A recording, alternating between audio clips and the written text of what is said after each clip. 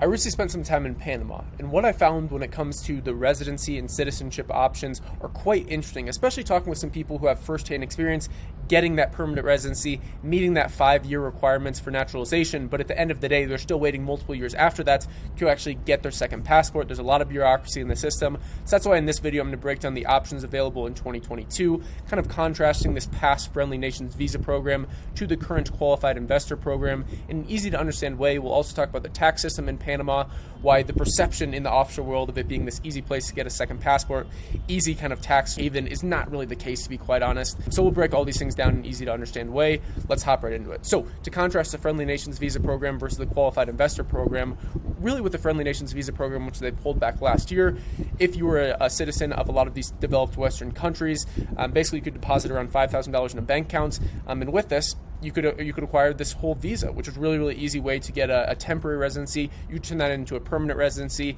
and the whole reason this is really a compelling situation is because with this kind of permanent residency situation in Panama, you can be a paper residency, right? So you can go there every other year essentially for a couple of days and still uphold your permanent residency. Whereas a lot of other countries, you actually have to physically be in the country the majority of the time. You have to show your economic interest in the country. But in Panama, they allow you to do this in a pretty easy way.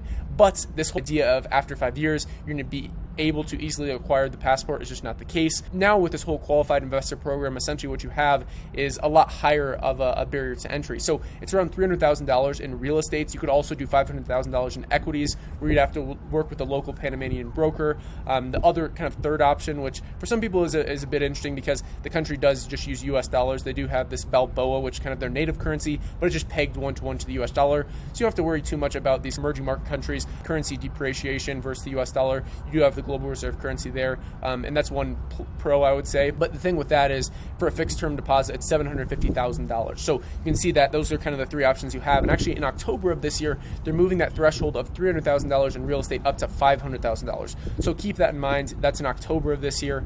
Along with all these things, after you acquire that permanent residency, so let's say right now, let's say in Q1, you're like, hey, I'm going to purchase some property. You don't actually have to physically be in the country. You could technically use power of attorney to acquire the real estate, but to actually pick up your documents to acquire that permanent residency, you actually would have to fly there, pick those documents up, and that can be, I would say, like a 5-day to a week process after talking with some people who have done it before. That's, again, why it's so compelling is this whole idea of paper residency. We don't actually have to physically be there a long period of time. You could just go there every other year. But again, this is why I think it's much better of an idea to go, okay, have this kind of easy second residency option versus kind of this whole idea of, being able to acquire this passport within 5 years. It's really just not the case.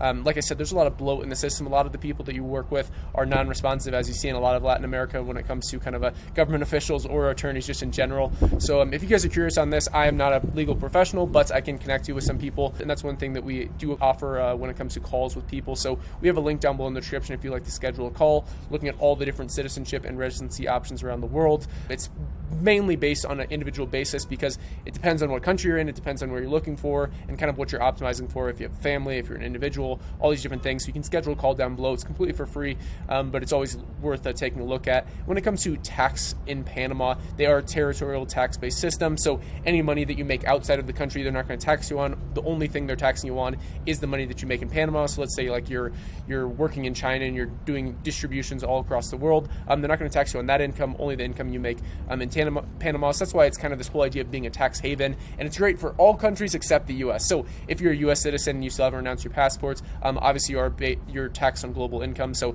even if you become a tax resident in Panama, you're still paying global taxes as far as that goes. So these are kind of all the things when it comes to Panama in 2022. Again, that whole Qualified Investor program comes down to $300,000 in real estate, $500,000 in equities, or $750,000 in a fixed term deposit.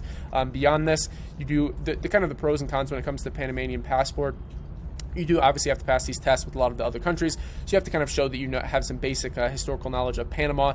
You have to show that you understand Spanish at kind of a basic level. Also, one of the things they do make you do is actually say an oath that you are going to announce your other passports. But at the end of the day, when you look at this from a legal standpoint, technically a lot of people can acquire the passports and still keep their other passports. It is just an oath. Again, consult your legal professional as far as that goes, but that's just from what I was talking about with people that have kind of gone through the system and have kind of looked into this further. When it comes to the freedom of movement, we'll kind of wrap it up with this. We're looking at a mobility score here of around 118. So you can see these are all the countries that you have visa-free, which is 71. So obviously a lot of South America, which, by the way, this whole 5-year threshold, if you're in a lot of countries, that's what it is 5-year threshold to actually become naturalized, but they actually have a sped up process for a lot of countries in South America. So that's quite interesting. So let's say like I'm currently here in Bogota, Colombia. Let's say you're a citizen of Colombia. Let's say you're from Uruguay.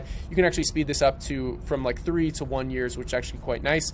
Beyond this, they have, like I said, visa-free countries is 71. Visa on arrival is 44.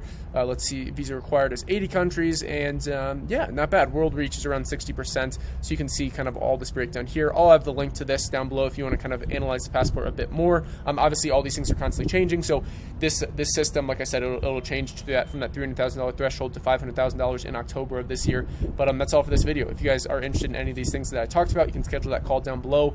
Leave me a comment if you have any questions or anything like that. We also have a Telegram group for like-minded investors, link down below in the description. If you enjoyed the video, like it, subscribe to the channel, stay up to date, hit the notification bell, and click all. Invest Global, and until next time.